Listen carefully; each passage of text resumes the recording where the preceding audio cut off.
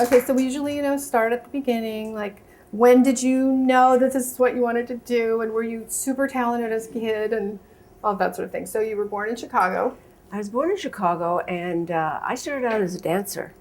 Acting was not something I thought about, wanted, anything like that when I was growing up. From the age of 5, I wanted to be a dancer. And I studied, and all during school, high school, everything. And when I got out of high school, I studied really seriously with some serious ballet teachers in Chicago, and then I actually got a play at the Drury Lane Theater there, only because there were no dancing jobs in Chicago at the time, and so I went and read for a play and got it. Nice when that happens. Yeah, it was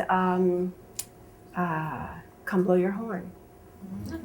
And I played Peggy, the kind of silly, goofy girl. And the thing that hooked me on acting was, and I never realized during rehearsals or anything else, that there were laughs. And then opening night, I went on and there were laughs. And it was like, wow, this is great. And so that was it. Once I felt the audience, I knew that that's what I wanted to do. And you're not particularly known necessarily for comedy, although you've done it.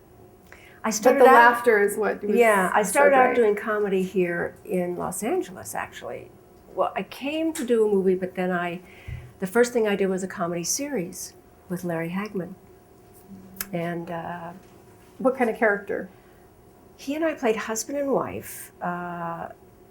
We took jobs as a butler and a maid in a very wealthy home because we didn't want to be dealing with all the things you have to deal with houses and all that. So we were the butler and the maid for David Wayne and Hermione Badley. Oh. And of course didn't know anything about being a butler and a maid, but that's where the comedy came in. And it was a very cute series. It was only on for one season. That was the first successful season of All in the Family. We were on opposite it. So, it didn't last, but it was fun, and it was a fun experience. And then I did a lot of comedy guesting things, but I didn't want to be known as a comedy actress. So I wouldn't do another comedy series. They offered me a whole bunch of comedy series, and I didn't want to do them. I wanted to do drama. Take it seriously. Yes, and so that's why people don't really know that I did comedy. And did a soap. I did. Way back. Was that one of the first things? Yes, I did a couple of soaps, actually. I did The Secret Storm. I remember it. Isn't that cute? Yes, I played the best character name I've ever had. Her name was Rocket. Rocket. That's all. That she didn't have any other name, just Rocket. And she was a nightclub singer. And I actually sang on the show. Not my forte at all. And it was really fun. And then I was killed on that show. Because of your singing? Probably. Actually, it probably was. They didn't want to try the dancing. I never thought of it that way. But then I got another soap called Love is a Many Splendored Thing. Thank you. And that was one we put on the air. That was a new one, so all the characters were new on that. And I was on that for, I think, 2 years, I think. And then came out here to California. And came out here to California for? Play Misty for me. Which I had never seen. Can you believe it? I had never seen it until like 2 weeks ago and was so impressed. I know, isn't that weird? I don't know how that happened, but I figured I should at least see Play Misty for me if I was going to interview you. So very impressive. One of the greatest love scenes ever, right? Yeah. And tell us the story about that. Well, it was really interesting because how I got the show was kind of interesting too, how I got the movie. when I did the soap opera Love is a Many Splendid Thing, they only signed us for a year, which was really dumb on their part. But then we renegotiated the second year, and part of my renegotiation was that they would give me shows, nighttime drama, guest shots out here, because I wanted to get here. So one of my guest shots was on Burt Reynolds' show, Dan August. And then I went back to New York. I did the show, it was fun, and I went back to New York and I quit the soap. I just said, I just don't want to do it anymore, you know. And like 3 days later, I got a call from my agent saying, you got a movie with Clint Eastwood. Wow. And I went, whoa, how did I do that? I've never met him. I've never auditioned. I never read. He had run into Bert in a bar one night and said, I'm looking for a girl for this movie I'm doing. I can't find anybody that I like. Bert said, I just worked with this girl in New York you might like. Showed him the dailies, and he hired me right from that. Isn't that the best story? That doesn't happen. but it did. And so I came out to do Play Misty for me, but I finished the soap on a Friday and started the movie on a Monday. I came here on Saturday to Los Angeles and wardrobed and went right up. I'd never met Clint. I got up there on Monday. I met him in the bar of the hotel. I'd never laid eyes on him. And he was really great, but I didn't know anything about the movie, really. I'd read the script, but, you know, that scene, that love scene, wasn't really put in there as a nude scene. And partway into the filming, he said, oh, by the way, this is going to be a nude scene. And I went, oh, no, I don't think I can do that. And he said, and he's wonderful, wonderful guy. And this was his first directorial effort. That was the first movie that he directed. And he was amazing.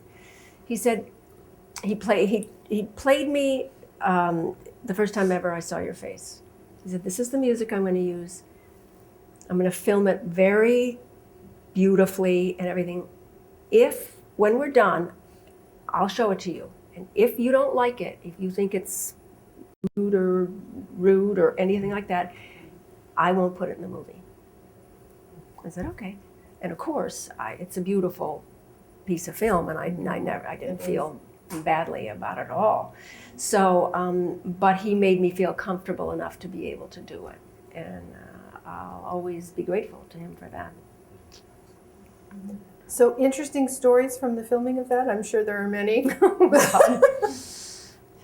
You know, he finished the movie, I think, a week early and under budget, his first directorial effort. And so we, you know, it was really easy. He's very easygoing, and he'd done a lot of spaghetti westerns, obviously. So dialogue wasn't real important to him. All those scenes we did on the beach where we were far away and you'd see us walking and stuff like that, he'd say, just say whatever you want. We'll put it in later. When I finished the movie and got back to Los Angeles and did ADR, I'd never looped before in my life. And almost everything in the movie was looped. I was like, oh my God, I hated that. I hated that part of it. I didn't like doing that. But yeah, dialogue wasn't important. He said in Italy, they'd be talking about everything and anything, and then they just put it in later. Wow. So, yeah. It worked for him.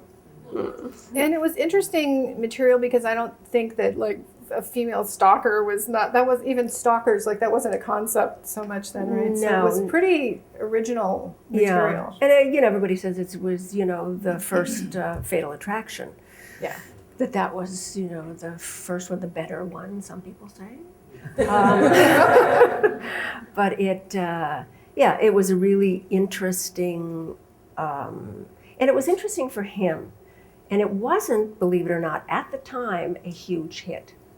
Because people wanted to see him with a gun in his hand and being Mr. Tough Guy like he does so well.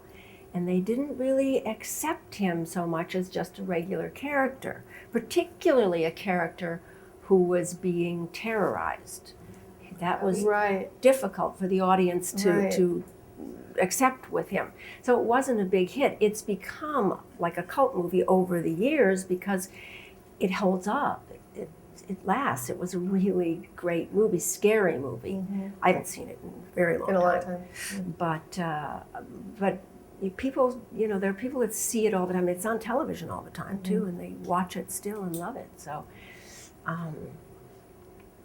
it was a fun way to come to California, I'll tell you that. Certainly. People said to me, "Your first location is Carmel?" No. Really? Yep. So then, following that did or didn't really lead to other things, or you already had other things going?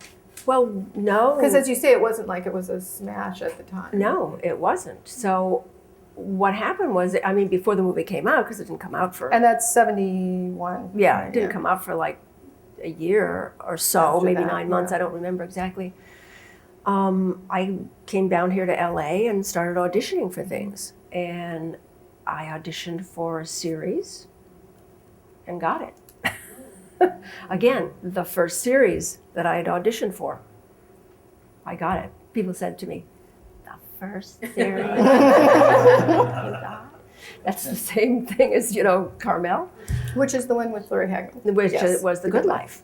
So that by the time the movie came out, I was already doing The Good Life. So my path was more or less directed into television more than features. So you didn't really have a lot of day jobs? Or any? Not here. Not really. Not here. No. Not once I started working. Oh God, there's no wood to knock. But I really kept working all the time, mostly in television. But I kept doing it. Movies for television were coming in then. I started doing a lot of movies for television. Did a lot of episodic work and stuff like that. So I had some of those kind of jobs before, back in Chicago, working at the burger joints. I was one day a waitress. One day. I got fired. I kept forgetting to give people things like silverware. Wasn't for me. And I read in my research that you graduated early due to being double promoted. Is that accurate? In school? Jeez, I don't even remember that. In high school? Really? Graduated young? That's a lie? I don't know. Untrue thing. Where did you get that? I don't. I'll have to find out. I'll send it to you. Yeah, I don't remember. Because apparently that. you're extra smart. Oh no. That's definitely not right. That was some other Donna Mills. Yes, it might have been. Maybe it was. There are a few others. Well, the reason I'm Donna Mills and not Donna Miller is because there was another Donna Miller in Actors Equity when I joined Actors Equity in Chicago. So maybe it's her. It could be. She was really smart. She was the smart one.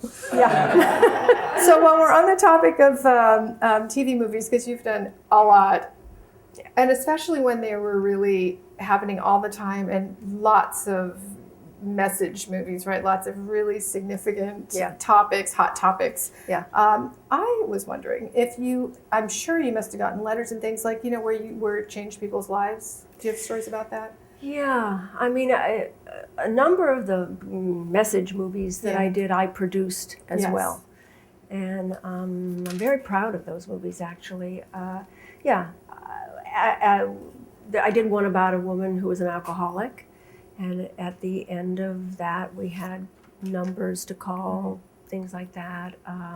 Did one about runaway fathers, deadbeat dads, and we had an 800 number after that, and thousands of calls from women wanting to know what to do, and we had people manning the phones, telling them, how to do things, and that was very, very gratifying because I felt like we did movies that were entertaining, interesting, and yet they had they did somebody some good, and that was nice. There was one about abused women also. Yeah, I just watched that, which was really, I think, unique at the time. I think a lot of those things you did that were, and people related to you, and so they could hear that message and be entertained at the same time in these very intense topics. Yeah, yeah.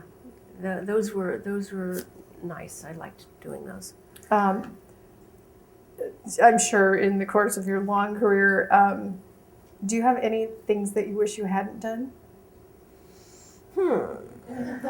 Perhaps one of my favorites with our friend Robert Conrad. Oh yes, that's what I was thinking of. Yeah. Robert Conrad is a very close friend of our family as well. He gave me away when I got married last fall, and they did several films together, but particularly Murph the Surf. Did anyone see that exciting? Would that be one of them? Yeah. It's okay. It's okay. We won't tell him. Don't tell him, because I think he liked it. I know. Well, he was kind of, it was a kind of a jewel heist caper. Did anybody see that? Murph the Surf. Okay, you saw it. One of you saw it. That's good. It's worth, it's rentable if you just want a little bit of entertainment. But our dear friend Bob was at the height of his, sexiness and all that, as were you, certainly. And that was very early on for me. That was way before Knots or any of that kind of stuff. That was very early. And it was a strange... Lots of bikinis, lots of bare chests. Yeah, and produced by some guy with a lot of money. Well, it wasn't like a movie that was done for television where the network or whoever, puts up the money for the movie. And was it a TV movie? Yes. Yes. I don't know that it definitely... It's a true story. And apparently the guy, Murph the Surf himself, is like this jewel thief, and now he's a minister or something. It's fascinating. It just wasn't... It was never a good script. It was never done very well. So there are a few. But any real damage that was ever done from, I don't know that you always get to choose. Sometimes you just want to work. Yeah. But did you have anything where you just felt like, that it was a setback at all? Probably not. No, not really. I mean, even Murph the Surf, it was just kind of one of those things you do, and nobody pays much attention. Right. So, that was good. But no, I don't think so. That's good. So most of the time, especially again, many of the TV movies really were worth being proud of. Yeah, most of them. They weren't all great. It's entertainment. It's allowed to be. Yeah. Cool. So anything else before we move on to the exciting topic of Knots Landing?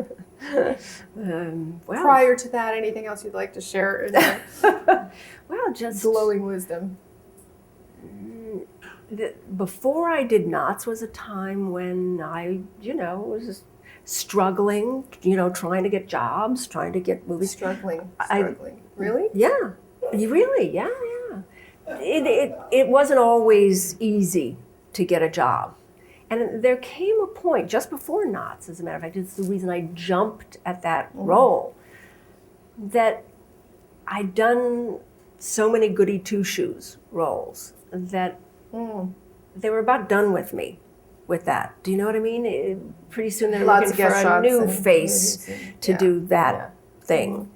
And I knew that I looked like that, but I wanted to do the more meaty roles. I wanted to do the more fun roles.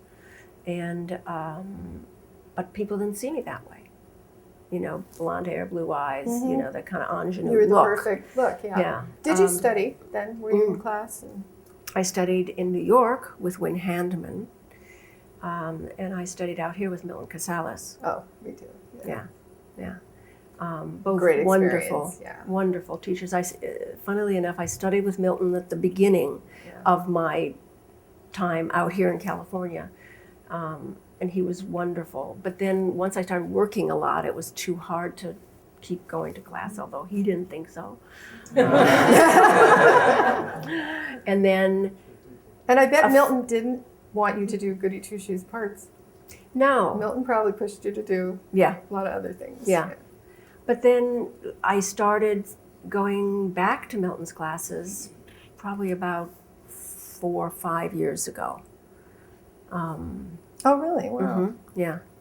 And that was probably, it was even more fun, but it was Yeah. it was the master class, the Saturday class that I used to have. It was even more stressful because you felt like something was expected of you because you'd been successful. So you had to be good every time, you know, and that was hard a little bit, but it was fun too, and I really enjoyed it, and I miss him. Yeah. Amazing person. Yeah. But during that whole time, I mean, I didn't always get the jobs I wanted. I didn't always, you know, get in for the auditions. You know, it was. There were times where it was tough. And were you ever bad?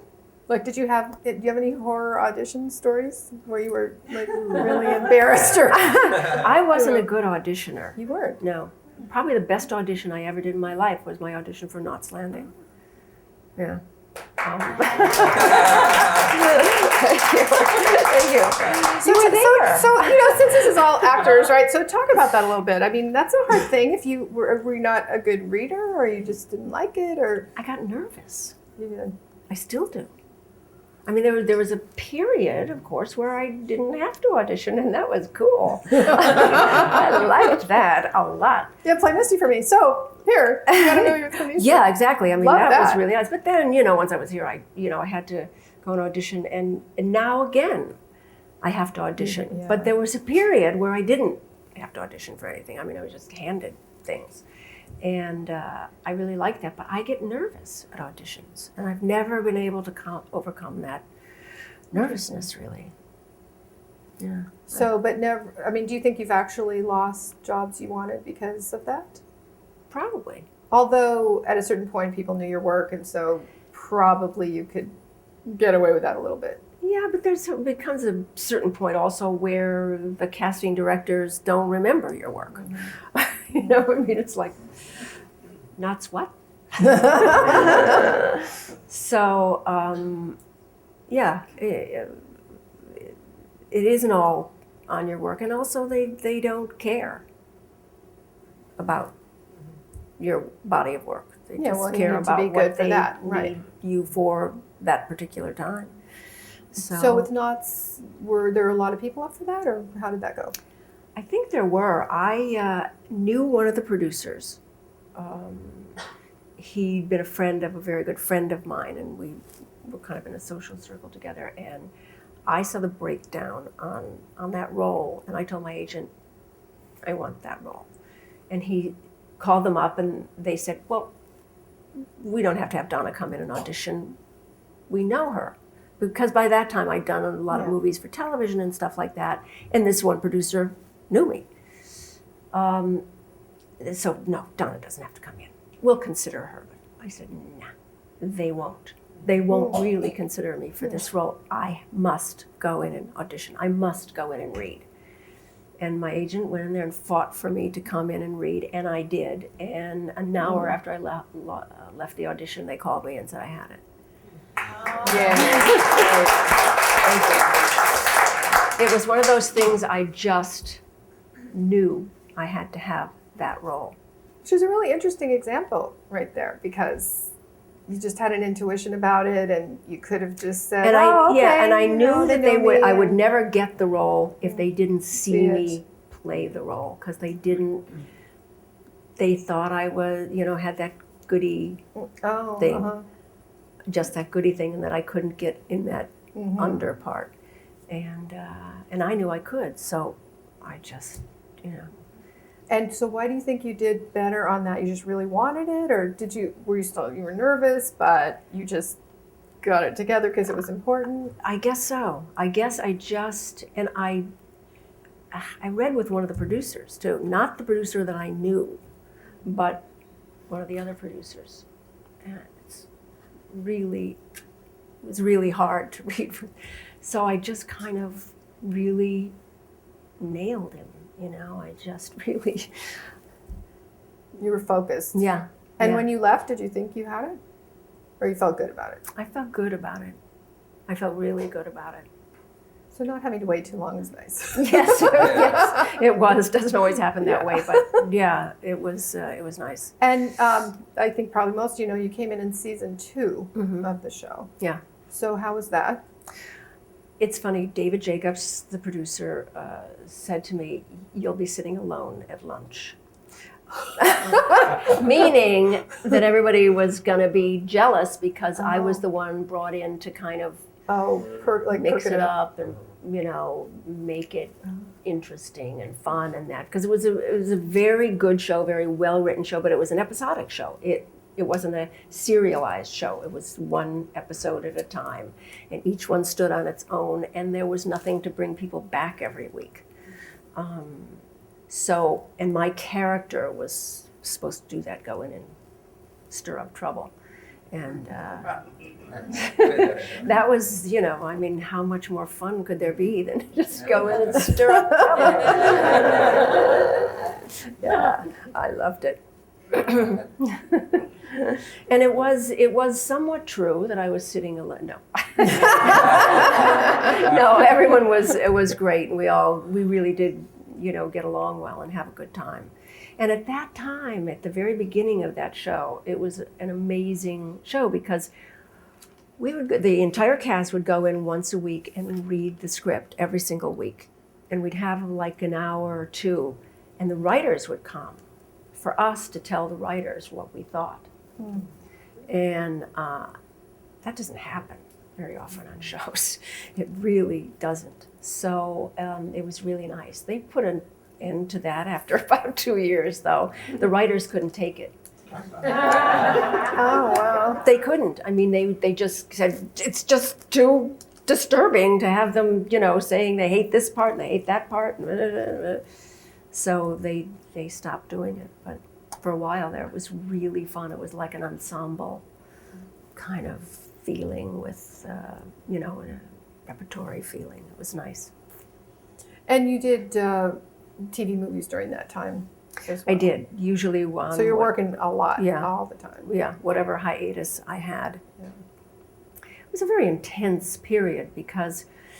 And that's like all through the 80s. Yeah, it was the whole of the 80s, and it was, doing the show, which was hard enough. There was a certain period where we did 33 shows a year because they didn't do well in summer syndication for some reason, so they wanted to keep them on the air longer. And so we did 33 shows a year. I'd usually do a movie for television in the whatever time we had off. And then there was all the publicity. You know, all the magazines and the this and the that, and there was no downtime. I mean, I don't think I'd go away once in a while someplace for a vacation for like a week, but there was no downtime. And it really was such a different climate than now, and such a phenomenon, and just... I asked you before we came out if you had scandals and things going on, and so what was that like that's different than now about the publicity part of it versus the acting? Well, the paparazzi and everything were there. Yeah. I mean, God knows. I think they're worse now. I think that whole celebrity thing is worse, but it was bad enough then. You know, I mean, things happened like I was a Gary Hart supporter. I thought he was a wonderful candidate. I'd met him early on when he was a senator from Colorado, and we become friends. That's all, friends. And I I supported him, and I would go and speak for him and go on campaign tours and stuff like that. Sometimes with him, sometimes not with him. You know, we'd go and do rallies and all kinds of stuff. And then when the whole Donna Rice scandal broke, the press thought and he supposedly had been having a long-time affair with someone else. Oh. Well, the press thought it would be really fun if it was two Donnas. So they camped outside my gates of my house for weeks until it came out it was some other woman, I don't know, in Washington or something. But they thought it was me, and I couldn't come and go from my home without them taking pictures. And It was And insane. for nothing. Interesting. Just not. So Yeah. then what would it be if it was really something? Yeah. Wow. But if they have it in their mind that it is something, It is something. you know. But there were things like that happened, and they were everywhere. When I adopted my daughter, maybe, I don't know, a week after I had her, I walked in my den and there was a guy standing there, and I went, "Who are you?" He said, "I'm from the National Enquirer," and I was Whoa. like, "What? Get out of here." My maid, I was expecting a friend over, and my maid had opened the gate for the guy who said he was, I don't know who. She didn't realize. And he walked right in the house. Amazing. Yeah. So that, that kind of stuff happens. And to jump for a moment, since you brought up your lovely daughter, so the lovely Chloe, Yes. and who fortunately likes tennis because Donna's a very big tennis player. Yeah. So you kind of made a decision, I guess, to calm things down a little bit to be a mom. Yeah. And she's 13? 14. 14. Yeah. So talk about that. After this flurry of lots and lots of work and that kind of a schedule. Kind of nice. Yes. Calming down, I imagine. And Yeah, although, raising a child is not, not like an easy job. No. That you kind of sit back. And the first couple of years that I had her, I still did movies, and then I take her with me, on location and stuff like that. But once she got into going to nursery school and stuff like that, I said, I don't want to travel. Right. I don't want to take her out of school. I want her to have a feeling of permanence, a feeling of, being rooted somewhere. And so I didn't want to travel her all over the place. And so then I just said, if I work, it'll be, seldom, and it'll be in town. And that's basically, the way I've kept it. And I'm really glad because I became a mother later. Mm-hmm. And I didn't want to miss it. Exactly. And I've loved it. It's just the most wonderful experience, and it's just so fulfilling that as much as I loved my career, I don't miss it because of this. I loved the way I did it. I loved that I had it. I got to do all the stuff I wanted to do, and then became a mom. If I'd become a mom at the time I was struggling and I was very determined, it would have been hard. It would have been hard to, to go both, to choose. And Very. Yeah, I couldn't have done that. So how do you handle that now with work? Obviously, you get offered things and... If it's in town, I'll look at it. If it's out of town, I won't. Unless it's out of town for a day or two or something like that, But if, there was something that was being done in San Diego that was a month. Right. I was like, no, I can't do that. They said, well, San Diego's close. Yeah, but you're not there to tuck her in at night, It just, you might as well be in Africa. It doesn't matter. And you've got a while left with her, a few more years till she and these wanders years, off to college. Yeah, and these years, these high school years are tremendously important. Tremendously important. I want to be there. I'm very involved in her school and, doing things there and in, all her activities and stuff. So I don't want to miss any of it. The only thing I'm not looking forward to is her learning to drive. Oh, yeah. That's not going to be so much more fun. years. Not at all. So let's see. Anything else that we should know about Knots Landing that we don't know that would be interesting for actors to know about that process or the experience of it? It was a long time. Yeah, I was on the show for 9 years. And did you choose to leave? I did. Just like enough. Well, it's a long time. Yeah. It was a decade or 9 years. 9 years. Yeah.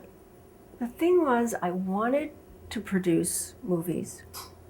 I'd had a number of things in development for a while. I knew that I was at a point where I commanded network deals, movie deals, and so I wanted to parlay those into commitments and, you know, use that to get my movies made. Really hard to do when you're doing a series every day. And I also felt like Knots didn't have that much longer to go, and I wanted to be on the upside rather than the downside. You know, I didn't want it to like peter away and be getting tacky. And I didn't feel that the writers knew what to do with my character anymore. They kind of run out of. They didn't think so, but I did. And so I told them I wanted to leave. And David Jacobs is a wonderful guy, and I went to him and I said, David, I'm gonna leave the show. He said, tell us what you want. I said, what I want is for you not to offer me anything. Because I don't want to be torn. I don't want to go through that thing of, oh my God, they're offering me this and I'm a Tim. I said, don't offer me. Don't say we'll give you this much money or this many things or anything. Just let me go. And make sure my character goes out in a good way. And he did. He did all those things. My character went out singing, "Don't worry, be happy." and it was a wonderful way to go. And they said, you know, if you want to come back, just let us know. And that was really nice. It was a nice way to be able to leave. And had you not produced before that? I produced one movie before that. So that was kind of the drive, was to do things you cared about. And yeah. And then, so I just then got really into it. There was a point where I had like 12 hours in development at ABC. I had 6 hours in development at CBS. You know, I had all these deals. All with you starring or no? Yeah. So just stories that you liked, scripts you found. Yeah. You don't write, right? Or No. do you? And you don't direct? No. Produce? No. Was there some particular thing you found, a script or a story that kind of pushed you to go, I really want to produce? It was the Runaway Father one, was the one that really did it for me. And it took us 4 years to get that thing on, you know. And it was a true story about a woman, Pat Bennett was her name. And she, actually there was legislation that was passed through her efforts and our efforts to, you know, for the government to go after deadbeat dads. And, you know, it was the story of how her husband left her with 3 young daughters and left, and she, 17 years later, found him and put him in jail. Yeah. And, you know, it was a great story, a difficult story to tell because there were time gaps and, you know, all that kind of stuff. But we finally got the script right, and CBS bought it. And that was the first one.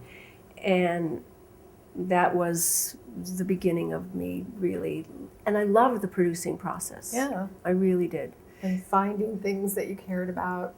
Finding things, I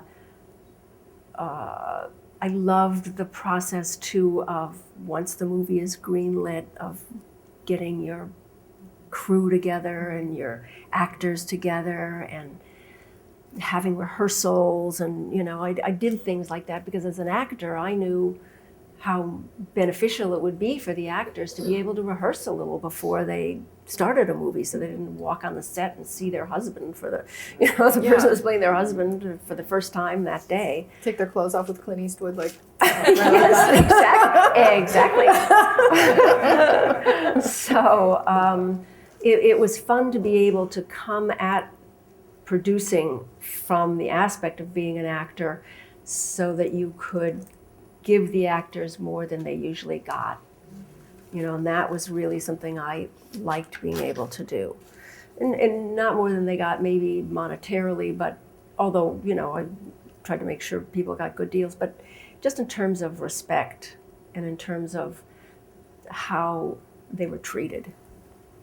Because actors can be treated really badly, as we all know. Yeah.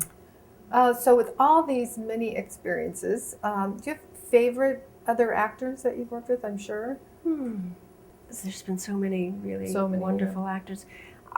I must say, one of my very favorites that I ever worked with, and I hope I work with him again sometime, is Bill Devane. Yeah, for sure.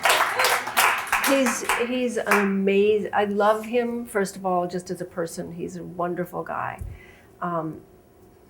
His own person. I mean, not sweet and fuzzy. He's got an edge to him, but he's wonderful. And he was really fun to work with because you never knew what he was going to do. You never knew. You'd turn around and he'd be laying on the floor. And it was but it kept it really interesting. It kept you focused. He brought that, and he was just a joy to work with. So I hope I do work with him again. And I'd worked with him before. I'd worked with him on a movie for television that I did where he played a bus driver. And of course there was Julie Harris. I mean, I got to work with Julie Harris, who's more than amazing. And that was just a joy. And she was kind of a mentor. She and I had birthdays near each other, and we would always send each other little things and we just became really close. And I don't know, she was wonderful to work with.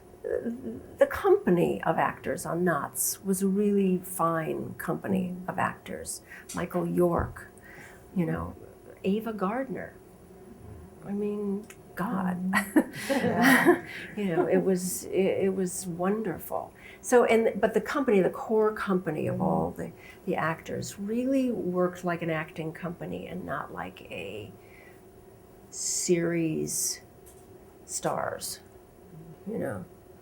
Worked much more like an ensemble, and that was nice. And have you done theater? I have. Some? Not a lot. Not your great love, more. I feel more comfortable in front of the camera. Strangely enough, I never get nervous in front of a camera. I don't know why. A camera just auditions. Yeah. But when I do theater, I get nervous. I power through it. I remember though I did Les Liaisons Dangereuses at the La Mirada Theater. This is probably 12 years ago, something like that. And opening night, I thought to myself, maybe I'll just fall down and pretend I fainted, and then I won't have to go on. I was so petrified that I seriously considered that. And then isn't that refreshing to hear from a woman who's just worked and worked and worked and worked? Yeah, no, I don't. You must elicit something from me because I don't generally admit that. I don't. It's kind of refreshing, actually. Because you're supposed to be able to overcome that, and yet it's something that I don't know. I've always found hard to. And I did some plays a couple of years ago. No, wait a minute. Because you're good, and you're talented, and you're professional, and that you can do it. So what is that? I don't know. Yeah. Like in front of a camera, I am never afraid I'm going to forget my lines. Not because there's take 2 and take 3 and whatever, because I would always remember my lines. I never forgot my lines. On the stage. So there aren't a lot of bloopers of you? No, not of that. I trip over something or whatever. But on the stage, I'm petrified that I'm going to forget my lines. I don't know. Who knows why? Interesting. Yeah. Any memorable casting experiences other than the nervousness, but strange, interesting stories of things that happened in audition experiences? I've blocked them out. I just don't want to guess. think about it. Yes. I don't, not that I can think of off the top of my head. Is there Yeah. anything that you won't do in a scene? Like, did anything ever come up that you were just read a script and just went, no, not going to do that? I've read Or scripts. topics that you weren't, Yeah.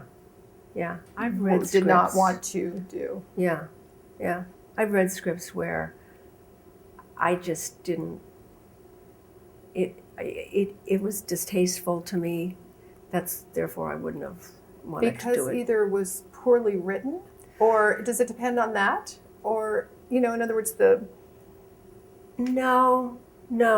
or just certain things. Just certain things. There's certain just things too that are disgusting, yeah. disgusting. Mhm. And I wouldn't have want to no see on point. film. And Yeah. even if it's just talking about them, even if it's not a physical act. Although you did do Nip Tuck. But I didn't do the nude stuff on Nip Tuck. No. Now, did you see her episode of Nip Tuck? Yes. Oh, if you didn't, you really have to. It's okay. We're gonna move into that topic because after saying that, It was we probably fun. can't talk about it if you guys haven't seen it because it's so amazing and unique. And that I don't But- know if you knew was based on a true real thing. person. Can we talk about it? Yes. Or Yes. Okay. Yeah. So It was it's called based. Lulu Grandiron was her character. It's fairly recent, quite recent. Yeah, and it was, and I did another one, but it won't be on until 2011. With the same character. Same character, but it's about a woman who goes to Julian, the plastic surgeon, who wants him to make her look like a cat. And there is a woman by the name of Jocelyn Wildenstein. You can Google her and Oh my gosh. see her, who did this. I mean, she's had 40 plastic surgeries. She looks so weird. You can't even believe it. But the reason she wanted to look like a cat, and in Nip Tuck, I talked him into it by telling him he was really a sculptor, a Michelangelo, and he fell for it. It's a great scene. Yeah, the real woman did that because she was married to a very wealthy man, and she was a very, very pretty, attractive woman to begin with. She was married to a very wealthy man who left her. She wanted to get him back, and he was a guy who had a wild animal park in Africa, and he loved cats, wild cats. So she thought if she made herself look more like a cat, he would love her again. Sick. And so that was what the character was based on in Nip Tuck. Oh. And then, the character that I played, and she's a New York kind of socialite woman. This was an LA socialite woman who was, looking for a new plastic surgeon. And what they did was that the whole first part of the show was me as myself, and then they show her after the operation.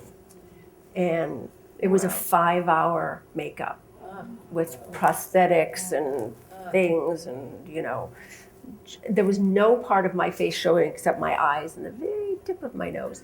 But the people that do it are so brilliant. They made it look exactly like she looks. And it was frightening. This is a true story. A friend of mine came to the set that day, very dear, close friend. And she walked into the hospital room, and I'd just taken off the bandages thing. And she heard my voice come out of this freak show, and she started to cry. She was like, oh no. Yeah, it was fun. It was fun for me because as an actor, to be able to do that. I wouldn't want to do that makeup every day, God knows, but it was fun to do once. I loved it. And there's you just have to run it. It's just so great. And then the scene where they're actually doing the plastic surgery. You were saying they do, head cuts. It looks so real. And When I hadn't seen the show before I did it, and so I got the show and I ran out and rented some to watch it. And I thought, why did that actor let them operate on him like that? And what they do is a head cast, but they make it look so real that when I watched the show that I'd done and saw myself being operated on, I almost threw up. Yeah. It was so weird because it looked so real. Especially that, because he's got pictures of the ocelots and things, that he's trying to copy, and it's pretty amazing episode. Yeah. They Very did good. get out there on Nip Tuck. And Joan Van Ark was on it as well, so it was a little. She did the naked stuff. She did. She did. Yeah, just some great scenes. Yeah, see, I wouldn't have done that. Right. I wouldn't have done. I loved the role, and I kept saying to them, I said, it's not in the script that I have, but are you going to put something in there that they're? And they said no. So, because I wouldn't have done that. Right. So a little too much. Yeah, definitely. And then Cold Case was another recent thing. Yeah. Kind of a creepy character. Anybody see that? You didn't. Another thing to rent. Okay, well, since you didn't see it, you got to talk about it. Cold Case is one of my. I've played a lot of bad girls. This That was the worst. the girl. worst. Yeah. Yeah. She seduced her grandson. Ooh. Yeah.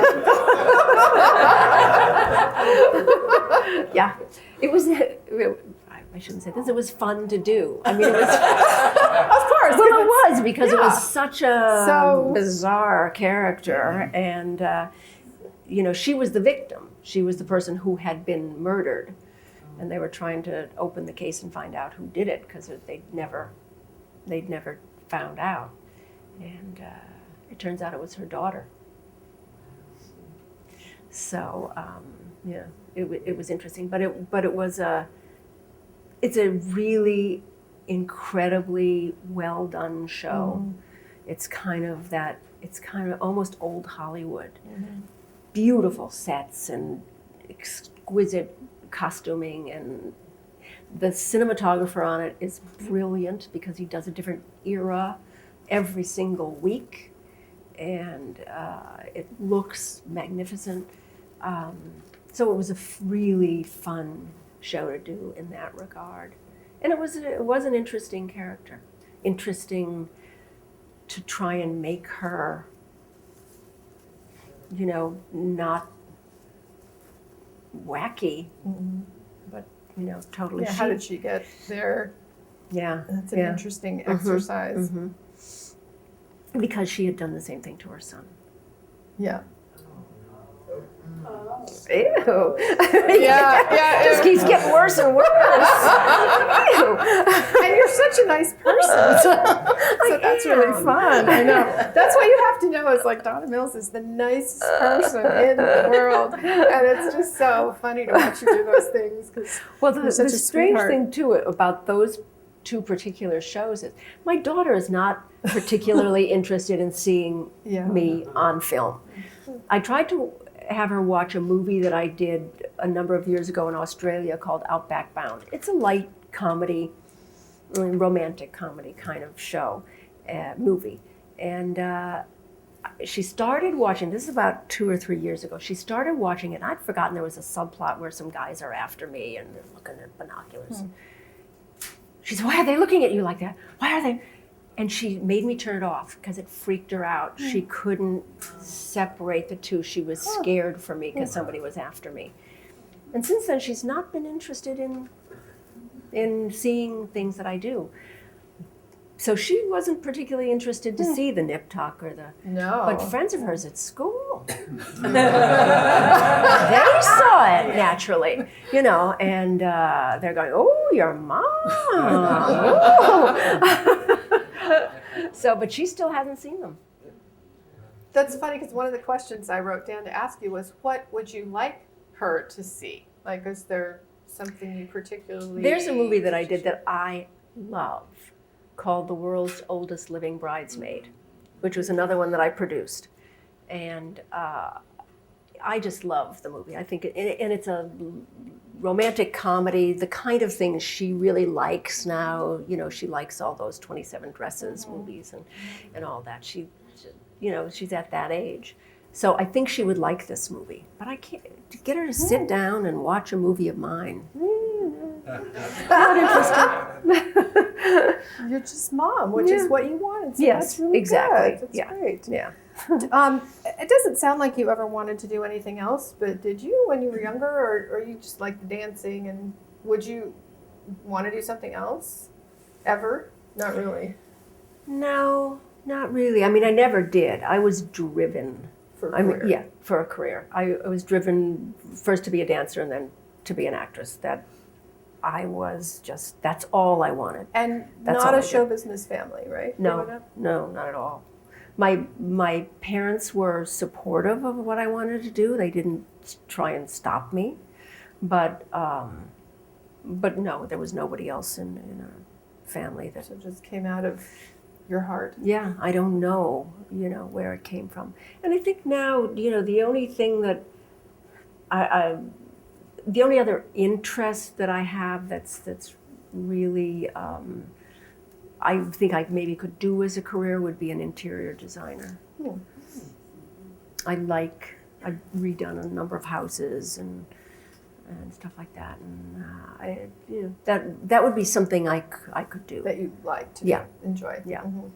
But again, that's another thing. It takes up a lot of time. So right now, I'm just focused on being mom right now. Yeah. And then, of course, one of the finest pieces of work, the eyes have it. We don't want to overlook eyes that. have it. How Oh my many God. of the ladies have that video? It's Donna's, of course, famous for her beautiful eyes and her eye makeup. It was in the 80s. It did pretty well, right? It did. I have it in my closet somewhere. I was trying to find it. It was a little buried there, but it was very fun. And Well, the thing is, makeup and fashion and what I did was I produced and financed and everything that video, and after I made it, I took it around and tried to sell it because I figured I'd try and get my money back. Because I would get a lot of letters on the show from women saying, I put the TV on pause and I try and figure out how you do your eyes. and I said, well, I should show them. So I did it, and it wasn't connected at all with any product. There was I just used whatever I used. And then I would get all these letters saying, what did you use? What was that? And I never said in the video, but I sold it to NCA Universal, and it went platinum. Yeah. And that's all kind of before infomercials and things like that, right? And that's like just kind of video was just It's just a video that all done in my house. And it's just instructional. It's just how to do certain, and kind of a few tips on putting cucumbers on your eyes and stuff like that. Fun stuff and fashion stuff, and don't put your perfume on after you get dressed, and silly things like that. But it ran like an hour or something like that, and it was because there were 3 different makeup: outdoor, daytime, and nighttime. Which I think, especially at the time, like people are a little more savvy now about these things. I think, but I think that was a great service. Yeah, well, thank you. It was fun. And then I did another one, and along with a eye makeup kit that I designed, and then that one I sold on QVC for a couple of years, and then I hated that. You hated that? You hated QVC.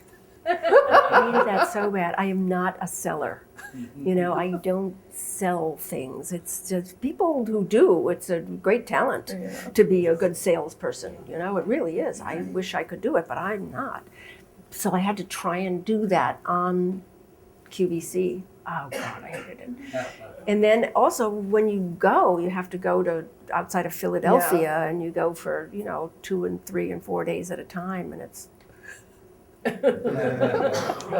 It's a whole other world. Yeah, it is. And do you do charitable ventures?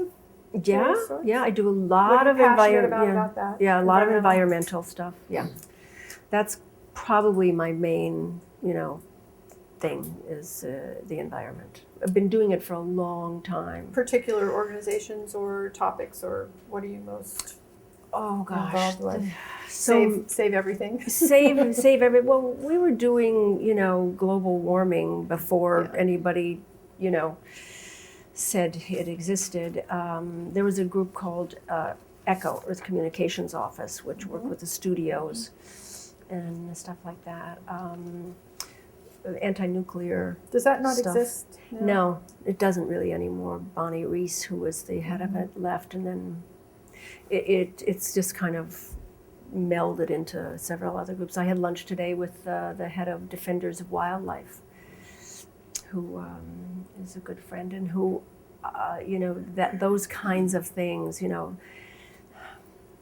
shooting wolves out of. They should see Nip Tuck. Yeah, yeah, that's right. Yes. So all things environmental, waste management, recycling, all kinds of things. I've been on those bandwagons for a long time. Yeah. Let's look at a couple of these questions we have. Let's see. We haven't really talked about this. Well, do you go to a coach, and how do you prepare for a role? Have you done that differently at different times? Has that evolved? Or? I think, yes, kind of differently. I never used a coach when I was doing series or anything like that. My preparation really was more, I just really tried to focus in on the script, and I would keep reading the script over and over and over and over, and trying to pull out every nuance from it for myself. Just trying to get the real essence of the character and motivations and things like that, why things were happening. And as I said, I studied with Milton. Yeah. And actually, when I was first doing the soap opera in New York, I studied with Wynn Handeman.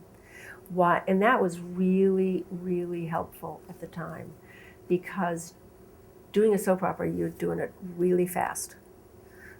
Just turning it out.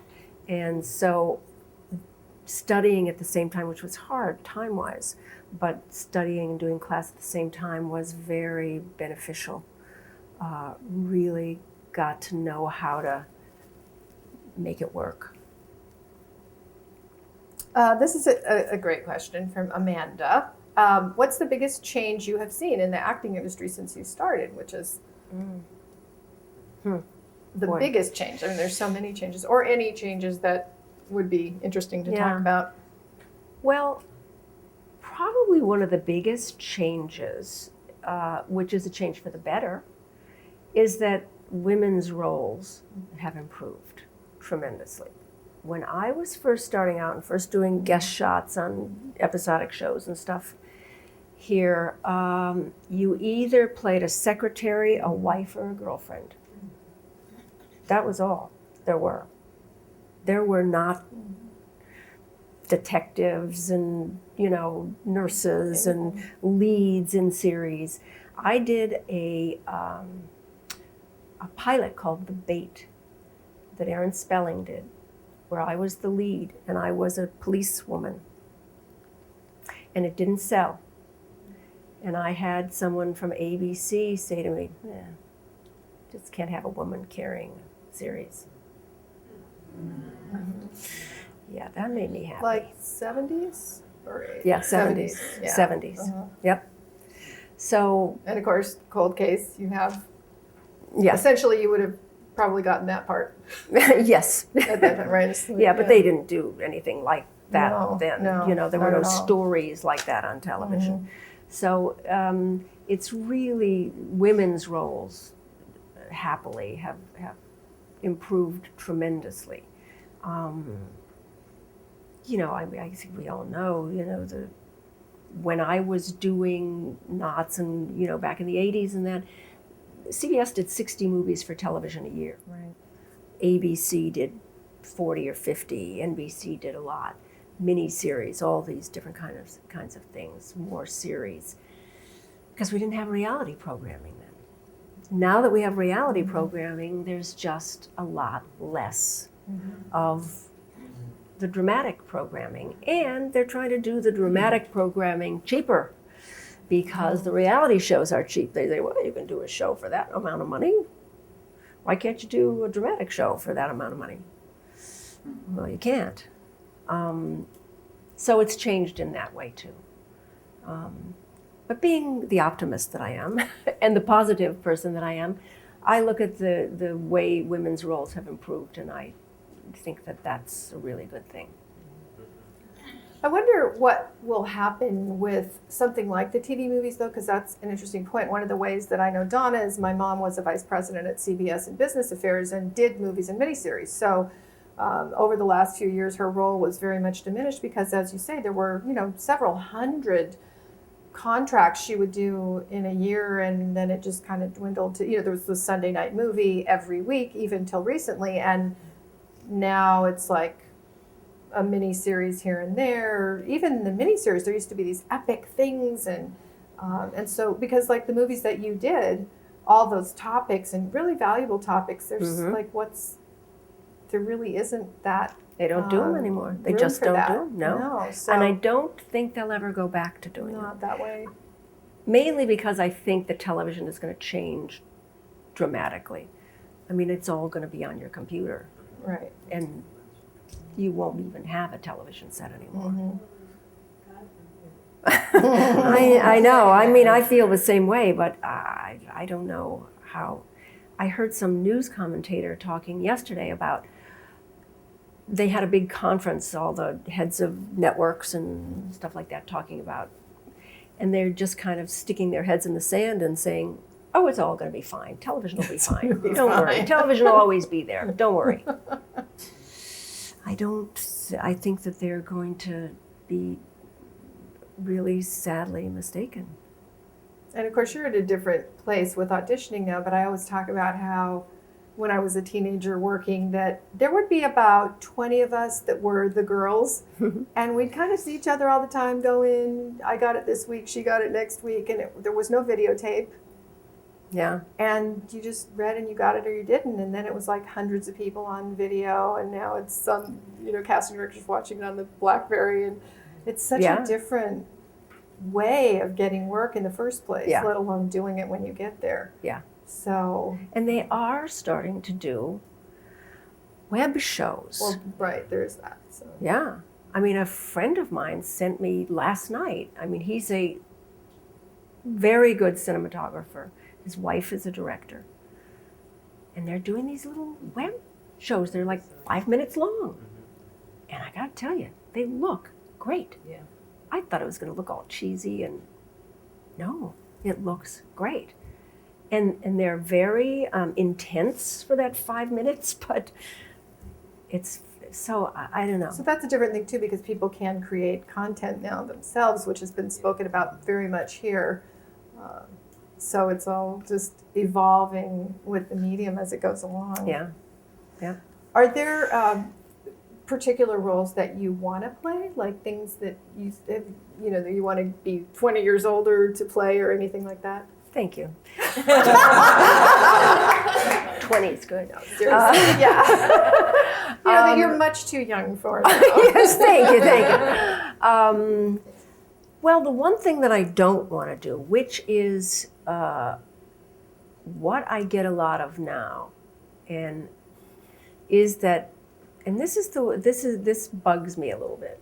A lot of the roles that I go up for, or that they send me and want me to do, are a wealthy cougar bitch. Right. Yes. I know. Is that the only thing that you I are can when you're do? older. Is that the only thing that you want somebody to do? Is that the only thing that a woman of my age can be? Right. I mean, that really pisses me off. And that's one of the things that I was trying to think when you were asking me before about things that I didn't want to do.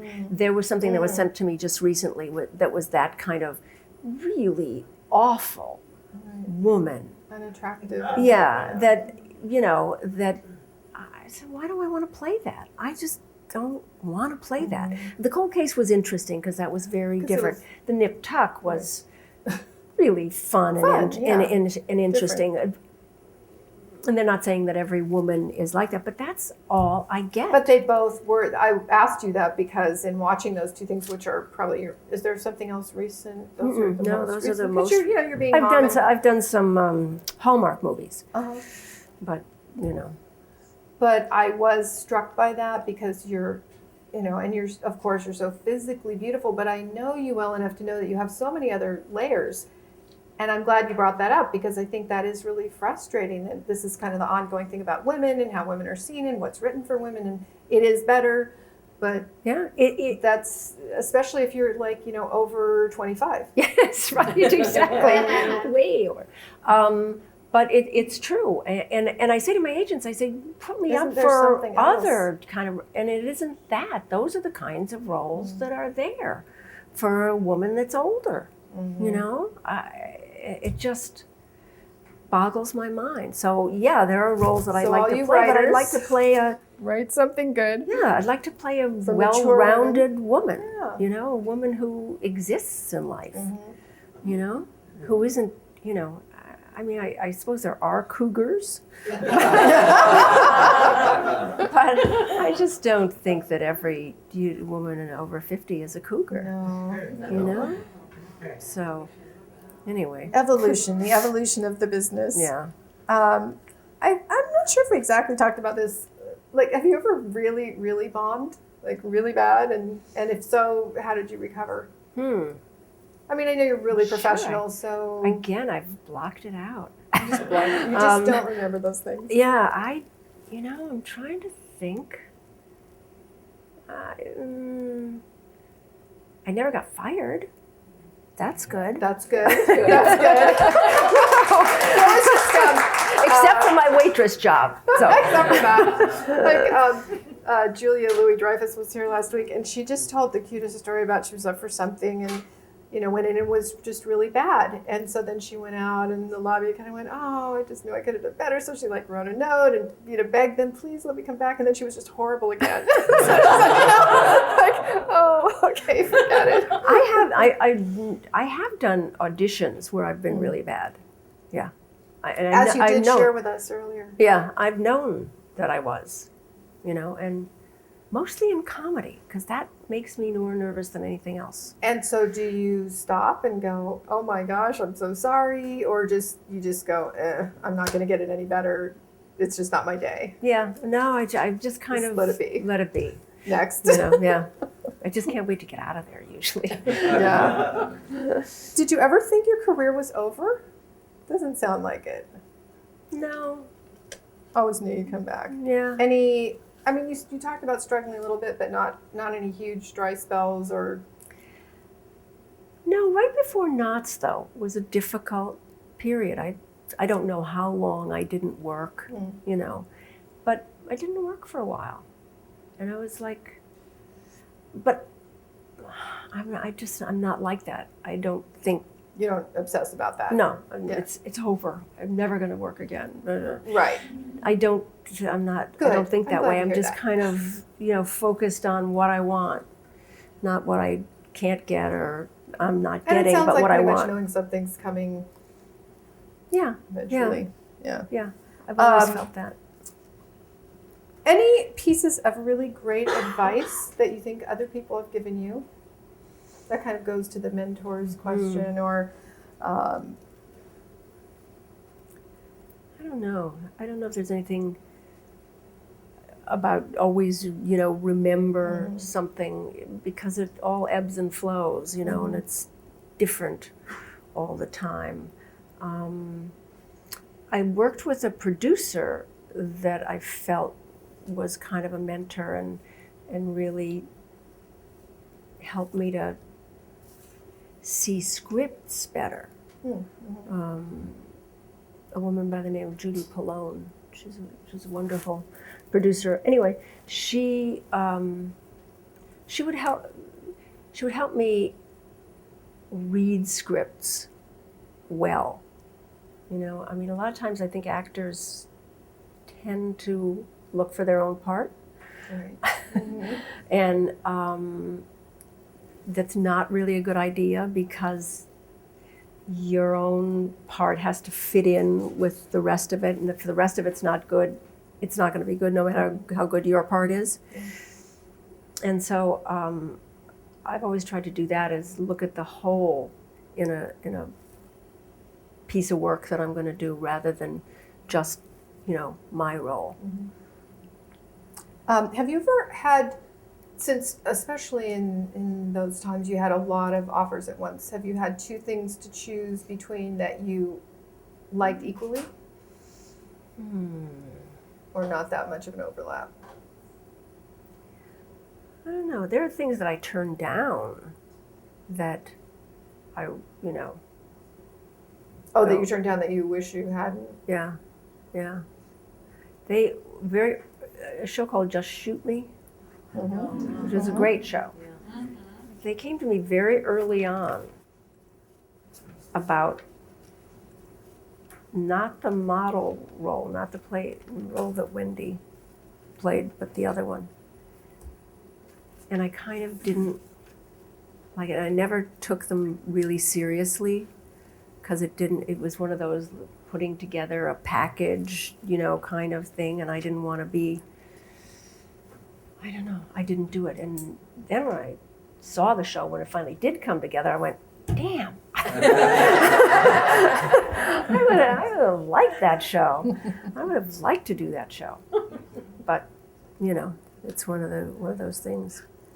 I wanted to say, one of the questions was, have you ever created a role for yourself? But, have you done that with writers where you said, okay, I want to do this kind of character, write this script for me? I mean, as a producer, that's part of what you were talking about. Yeah, most of the things that I produced, the characters were delineated to begin with. They were written and you just read the script and said, oh, I like that. No. We created the scripts, but they were either from a book or a true story or something like that, so that the character wasn't created from scratch. Right, that's something that you said, oh, I'd like to play I'd like to do a story like this. And then I'd read all kinds of things, and I'd say, here's a story about a woman whose husband left her, and blah blah blah. So that's that's a story that I want to do.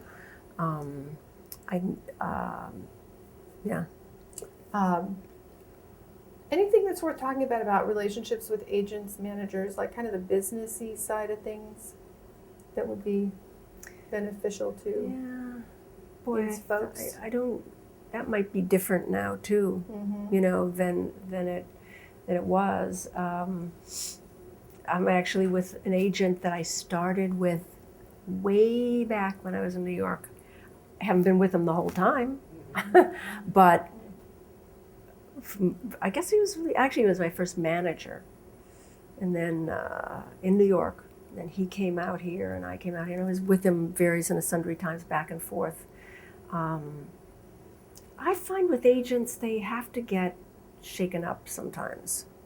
They get a little complacent, they get a little stale, and you just have to, it sounds a little heartless, but you can't just be totally loyal to one agent if they're not, doing it for you.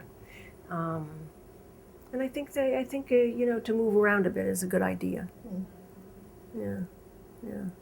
It's always a hard thing, though. You become friends with your agent. You become close with your agent. And then you hate to hurt his feelings if you're going to leave him. And that's hard, but you have to do it. Have you gone in and had a conversation and had it work out, where you've said, "Gee, I'd like to do this," or I'm thinking I appreciate you and I'd like to leave, and what can we do about that? And it worked out. Yeah.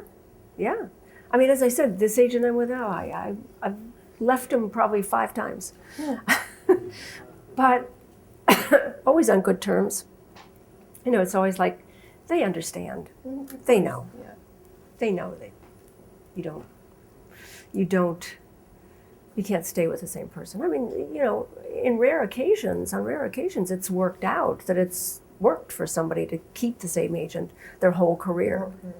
And that's great if you can do it, but it's rare, I think. Whose work do you admire? So many people. I just loved Betty Davis.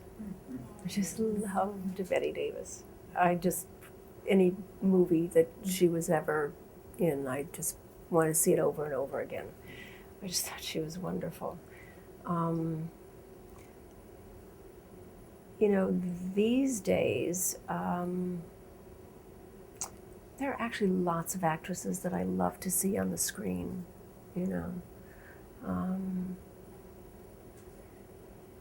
the obvious is like Meryl Streep. But what I love most about Meryl Streep is she did a really bad job in a movie recently. Yes. And, yeah. It's like, all right, she can do that. She's human. But I think she had fun. Yes. And at this point in her career, she ought to be able to have fun if she wants to. It's it's nice. Yeah. Have you been in a scene with somebody who was just flat out horrible? Oh God, I'm yes. sure. Just horrible. Yes. And that's hard. Then you just do your best and. Yeah, it is hard. Really hard. But I think that's when you have to really focus on your own intention and your own what you want in a scene. Because if you're a really good actor, you don't have to worry. Yeah. You're getting so much that it's, easy. It becomes really easy. With somebody who's not, it's, you have to do the work without making it look like work. Yeah. What's the most interesting preparation that you've done for a part? Because you have done all these true life stories and a lot of research on many things, right? Yeah. You must have really gotten an education in life from those things. Yeah. There's so many hot topics and anything that stands out as that you really loved, like not so much the acting as the research, the learning, the preparing for the role. Well, there was a mini-series that I did called False Arrest, which again was another true story. I didn't produce this one, but about a woman who was sent to prison for a murder that her husband committed. And then she ended up proving that he did it. But with that, because I had to play someone like a non-criminal kind of person who got sent to jail and had to spend time in jail, I really wanted to see prison, see what it was like, feel what it was like.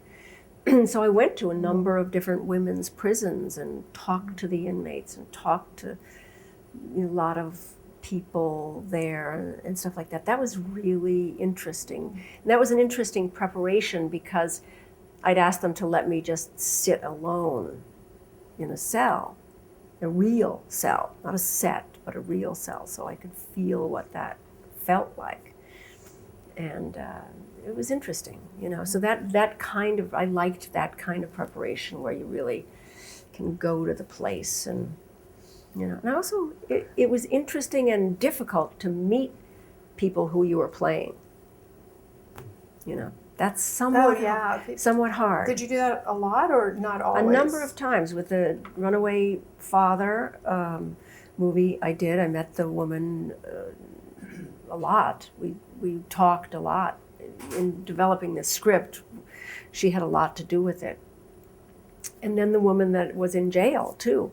The one thing, though, the director thought it would be really cute if she was in the jury box when I was doing the courtroom scenes.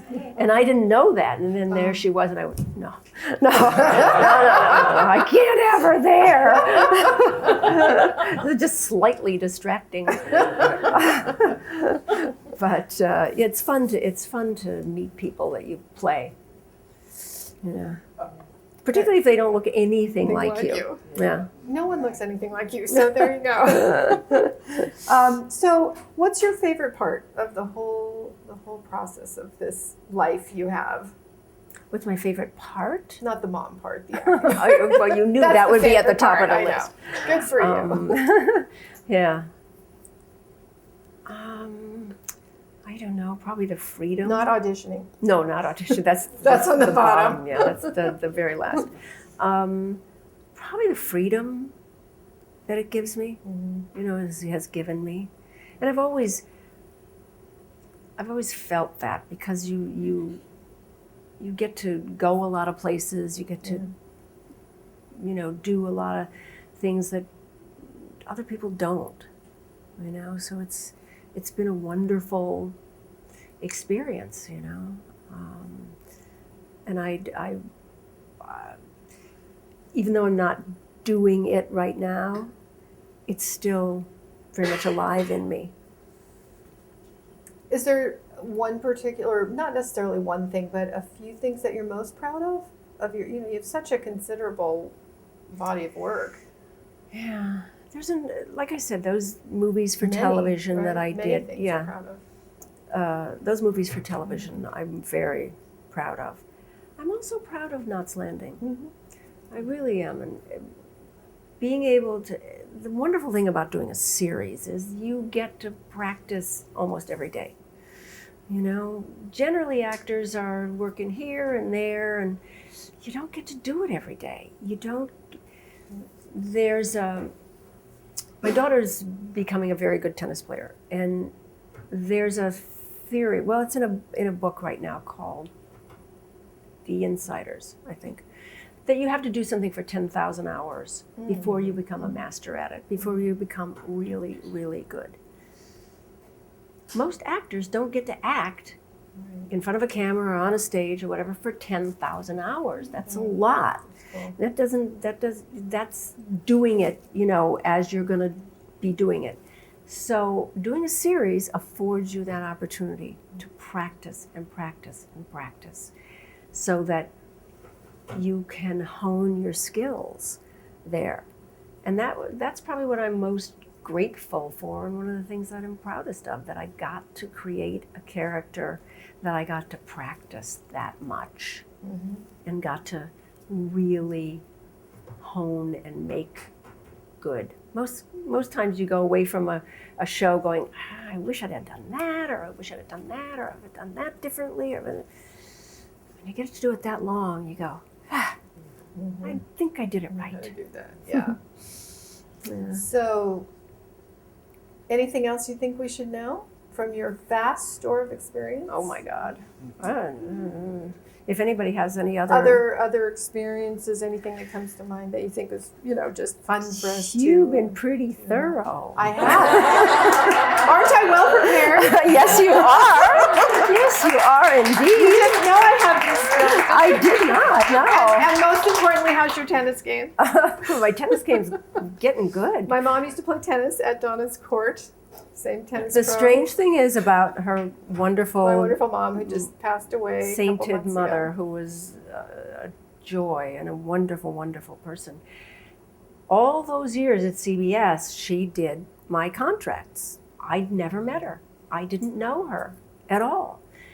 And then one day I came out on my tennis court, and there was this perky little blonde lady out there taking a lesson, and it was Anne, her mom, and that's how we met. And she said, do you know that I did all your contracts?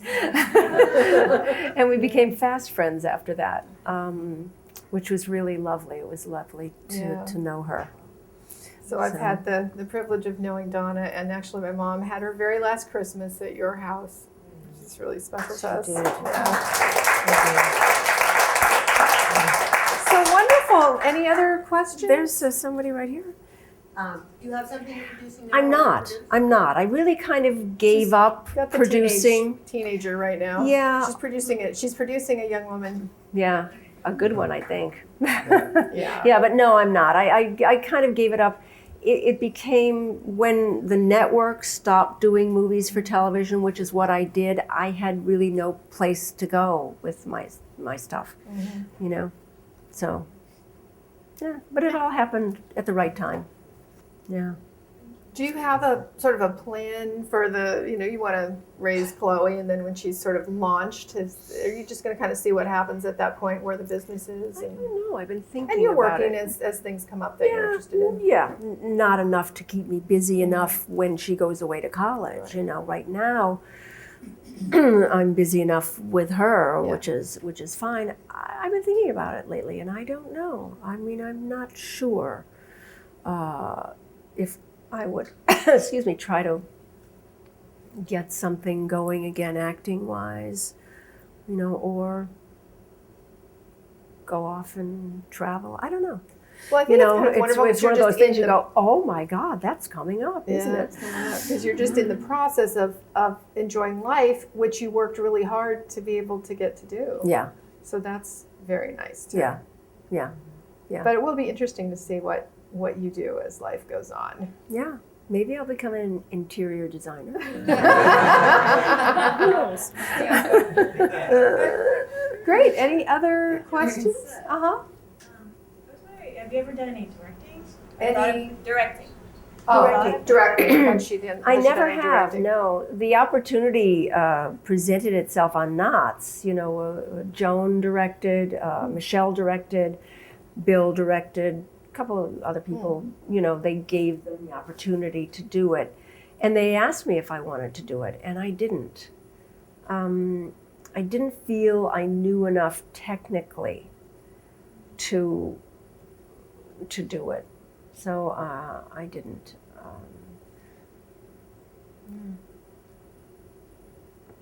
And anybody else? Yes. First of all, you're beautiful.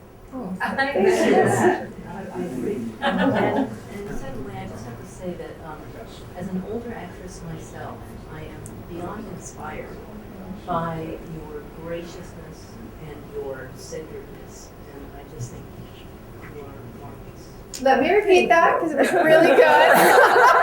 Yes, repeat that. Yes, she said as an older actress herself, my friend Marcy, that she appreciates her centeredness and her graciousness, which I certainly do as well. And it's inspiring. It is inspiring because really, I think that's why I really wanted to sort of introduce you all to a different side of Donna that I have the privilege of knowing, which is this gracious, wonderful hostess, great mom, you know, just because, especially because I think you're really so known for these kind of villainous roles. And when I thought about doing this, I thought, I just want people to know this very kind-hearted, generous, beautiful woman inside and out, and that there's just, that's one of the fun things I think of coming to these that I enjoy too, is just seeing these other dimensions of people that we see in these roles. It's called acting, and so thank you, because it's so true. So I think that's a wonderful place to complete this, and thank you so much. Thank you.